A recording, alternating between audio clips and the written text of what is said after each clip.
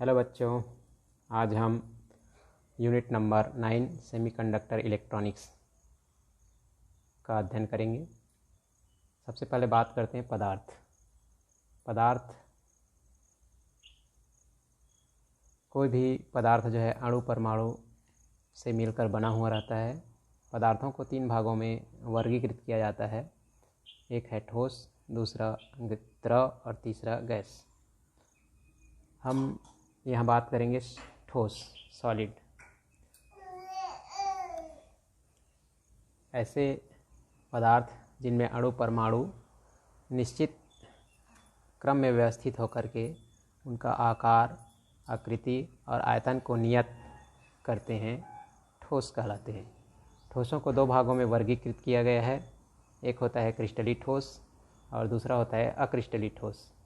क्रिस्टलीय ठोस वे पदार्थ होते हैं जिनमें अणु परमाणु निश्चित क्रम में व्यवस्थित रहते हैं, जैसे सोडियम क्लोराइड। अक्रिस्टलीय ठोस ऐसे पदार्थ होते हैं जिनमें अणु परमाणु में सममिति नहीं रहता है, जैसे कांच, रबर आदि। यदि हम क्रिस्टलीय ठोस और अक्रिस्टलीय ठोसों में अंतर की बात करते हैं तो क्रिस्टलीय ठोस अणु परमाणु का निश्चित ज्यामितीय क्रम का होना जो है क्रिस्टलीय ठोस के अंतर्गत आता है। दूसरा, क्रिस्टलीय ठोस का गलनांक जो है निश्चित होता है। ये जो है वास्तविक ठोस रहते हैं। इनमें विषमदैशिक गुण जो है देखने को मिलता है, अर्थात भिन्न भिन्न दिशाओं पर भिन्न भिन्न गुण प्रदर्शित करते हैं, जैसे विद्युत चालकता। अब क्रिस्टलीय ठोस, इनमें अणु परमाणु में सममिति नहीं होते हैं। इनका गलनांक जो है निश्चित नहीं होता है। ये वास्तविक ठोस नहीं होते हैं, अर्थात अतिशीतित ये द्रव अवस्था में मिलते हैं। इनमें समदैशिक गुण जो है देखने को मिलता है, जैसे प्रत्येक दिशाओं पर समान गुण प्रदर्शित करता है अक्रिस्टलीय ठोस। ऊष्मा चालकता, यदि हम ठोसों में ऊर्जा बैंड की बात करते हैं तो प्रत्येक परमाणु में नाभिक के चारों इलेक्ट्रॉन जो है कक्षाओं में घूमते रहते हैं। प्रत्येक घूमता हुआ इलेक्ट्रॉन जो है अपने में ऊर्जा संचित रखे रहता है। यदि हम क्रिस्टलीय ठोस की बात करते हैं तो क्रिस्टलीय ठोस में बहुत सारे ऐसे परमाणु हैं जिनमें ऊर्जा जो है भिन्न भिन्न रहता है। क्रिस्टलीय ठोस में प्रत्येक परमाणु जो है ऊर्जा स्तर क्रिस्टल में उपस्थित परमाणुओं की संख्या के बराबर ऊर्जा स्तरों में विभक्त रहता है। ऊर्जा स्तर बहुत पास होते हैं। ये ऊर्जा स्तर पास होने के साथ साथ ही एक पास होते रहते हैं। ये पास होने के साथ साथ ही एक ऊर्जा बैंड का निर्माण करते हैं, जिसे हम ऊर्जा बैंड कहते हैं।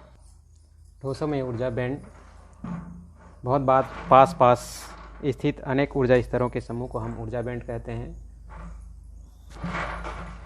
ठोस में 2 ऊर्जा बैंड देखने को मिलता है, एक है संयोजी ऊर्जा बैंड और दूसरा होता है चालन ऊर्जा बैंड। संयोजी ऊर्जा बैंड में विभिन्न ऊर्जा स्तर इलेक्ट्रॉनों द्वारा पूर्णतः भरे हुए रहते हैं और चालन ऊर्जा बैंड में ऊर्जा स्तर इलेक्ट्रॉनों द्वारा आंशिक रूप से भरे हुए रहते हैं। ये ऊर्जा स्तर आरेख के आधार पर हम बता रहे हैं।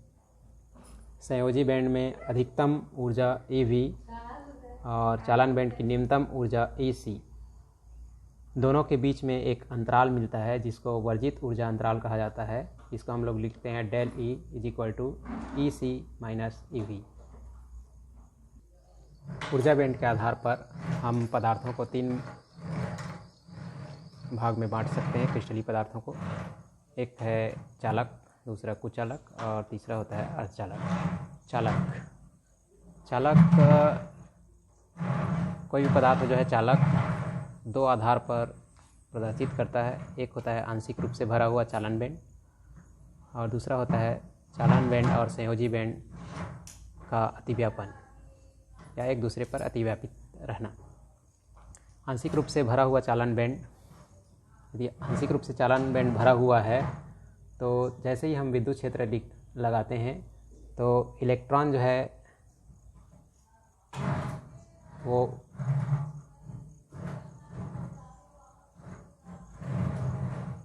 उत्सर्जित होकर के गति करना प्रारंभ कर देते हैं और चालकता का गुण प्रदर्शित करते हैं। दूसरा स्थिति है चालन बैंड और संयोजी बैंड का अतिव्यापित रहना।